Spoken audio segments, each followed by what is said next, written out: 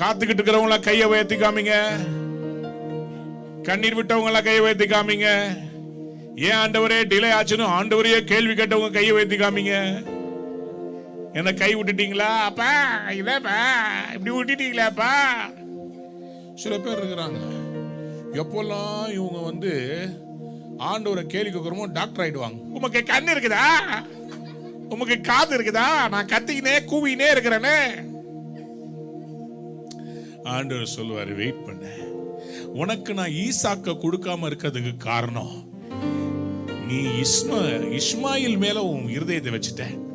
அது இல்ல, நான் வேற ஒண்ணு வச்சிருக்கிறேன். நான் உனக்காக சொன்னது வானத்து நட்சத்திரங்களை போல பெருக பண்ற ஒரு சந்ததி. உனக்கு நான் ஈசாக்கையில பிராமிஸ் பண்ண. அதுதான் என்னுடைய நியாயம். யாராவது புரிஞ்சவங்க? அல்லேலூயா.